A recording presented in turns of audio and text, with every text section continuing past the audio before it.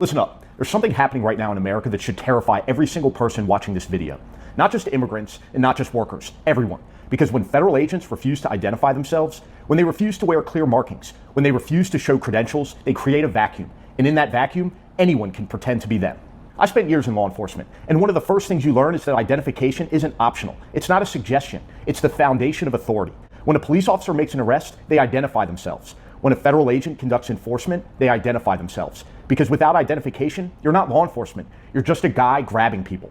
And there's a reason that rule exists. It protects the public, and it protects officers. Because if the public can't tell the difference between a real federal agent and a random civilian, then authority itself becomes meaningless and dangerous. Over the past year, ICE has repeatedly been criticized for operating in ways that blur that line.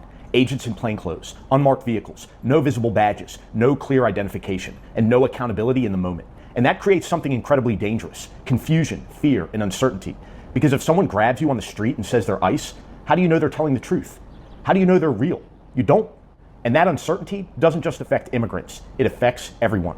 Because authority only works when it's clearly identifiable. Without that, anyone can claim it.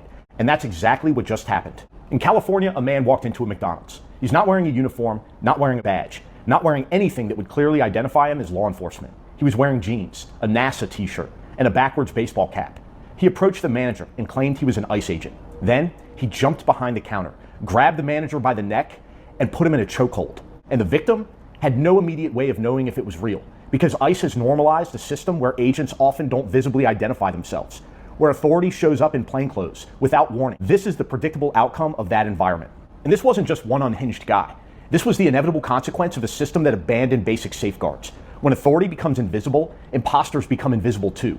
When federal agents refuse to clearly identify themselves, they train the public to accept unidentified authority. The victim in this case, Daniel Martinez, had worked at that McDonald's for 6 years. He wasn't expecting violence. He wasn't expecting to be assaulted.